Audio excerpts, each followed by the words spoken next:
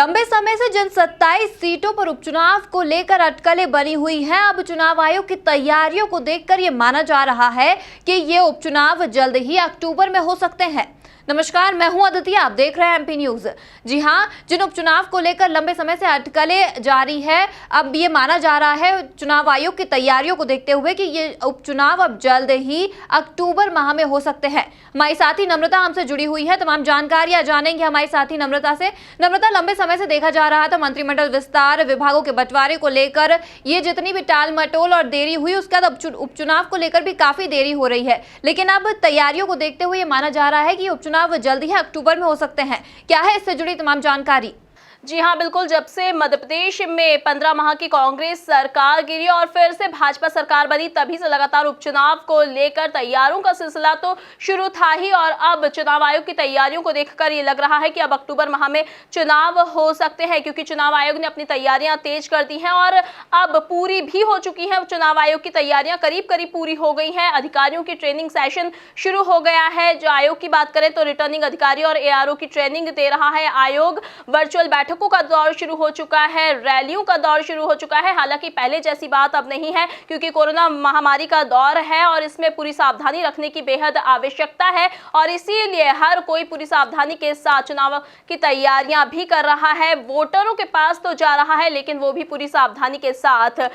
उम्मीदवारों की अगर हम बात करें तो 27 विधानसभा सीटों पर उम्मीदवारों का चयन भी करीब करीब पूरा हो चुका है। सिर्फ प्रत्याशियों के नामों का ऐलान होना अब बाकी है। चुनाव आयोग की तैयारियों को देखकर ये माना जा रहा है कि अब जल्द ही अक्टूबर के दूसरे पखवाड़े में ही चुनाव हो सकते हैं, क्योंकि अधिकारियों का ट्रेनिंग सेशन जहां शुरू हो चुका है, वहीं चुनाव आयोग की जो भी तैयारियां हैं, जैसे बूथ की अगर हम बात करें तो बूथों की संख्या भी बढ़ाई जा रही है। 18 कलेक्टरों की सहमति के बाद, क्योंकि जहां तमाम तरह की बैठकों का दौर शुरू हुआ तो तमाम स्तर की बैठक संपन्न हुई। इसके बाद 18 कलेक्टरों की सहमति से यह फैसला लिया गया कि 27 विधानसभा सीटों पर जहां जहां भी उपचुनाव होना है, वहां पर 2225 बूथों की संख्या बढ़ाई जाएगी, क्योंकि कोरोना महामारी का दौर है। कोरोना संक्रमण फैलने का खतरा इस वक्त बेहद बना हुआ है। लगातार नए मामले कोरोना के प्रतिदिन सामने आते रहते हैं, और इसी को लेकर चिंता व्यक्त करते हुए चुनाव आयोग ने भी बूथों की संख्या बढ़ाने का ये निर्णय लिया है। 2225 बूथ बढ़ाए जा रहे हैं,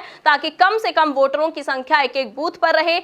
पूरी सावधानी के साथ, सतर्कता के साथ ये चुनाव संपन्न हो, कोरोना वायरस फैलने का खतरा ना हो, और इसी को देखते हुए बूथों की संख्या बढ़ाने का भी ये निर्णय लिया गया है। 18 कलेक्टरों की सहमति के बाद जिस तरह से तमाम निर्णय लिए जा रहे हैं, तमाम तरह की सावधानी भरे ये फैसले लिए जा रहे हैं, चुनाव आयोग की तैयारियां भी लगभग पूरी हो चुकी हैं। तो वहीं अब ये माना जा रहा है कि जल्द ही अक्टूबर के दूसरे पखवाड़े में उपचुनाव संपन्न हो सकते हैं, और इसीलिए अब पार्टियों ने भी अपने अपने स्तर पर तैयारियां तेज कर दी हैं। चुनाव आने के पहले पहले जिस तरह से दोनों पार्टियों के बीच बयानों का दौर शुरू हो जाता है, ठीक वैसा ही दौर अभी चल रहा है, क्योंकि जैसे जैसे चुनाव करीब आते जाते हैं, नेताओं के बीच बयानबाजियों की बौछार तेज होती जाती है, और अभी कुछ ऐसा ही नजर आ रहा है। मध्य प्रदेश के राजनीतिक गलियारों में भी लगातार बीजेपी की ओर से बयान आते हैं, फिर कांग्रेस की ओर से पलटवार आता है, तो कभी कांग्रेस की ओर से बयान आते हैं, बीजेपी की ओर से पलटवार आता है, और इन बयानों की बौछारों को देखते हुए भी ये इशारा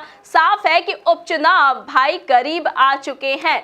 और अधिकारियों का ट्रेनिंग सेशन तो शुरू है ही, साथ ही आयोग ने भी रिटर्निंग अधिकारी और एआरओ की ट्रेनिंग देना भी शुरू कर दी है। भारत निर्वाचन आयोग की ओर से भी जल्द फैसला आ सकता है, और जल्द ही कोविड प्रोटोकॉल को लेकर भी गाइडलाइन जारी हो जाएगी। अगले हफ्ते ही ये गाइडलाइन जारी होने की पूरी संभावना है। जब ये गाइडलाइन आएगी, उसके बाद सब कुछ क्लियर हो जाएगा कि किस तरह से चुनाव होंगे, कितनी सावधानी और कैसे वहां सावधानी रखनी है, कितने लोगों को एक बूथ पर चुनाव वोटिंग करने की परमिशन देना है, कितने लोग एक बूथ पर तैनात रहेंगे। ये सारे तमाम तरह की जो गाइडलाइन है वो अगले हफ्ते तक आ जाएगी, और उसके बाद अक्टूबर के दूसरे पखवाड़े में चुनाव संपन्न होने की पूरी संभावना है। ये वो ताज़ा अपडेट है जो अब तक आ चुकी है।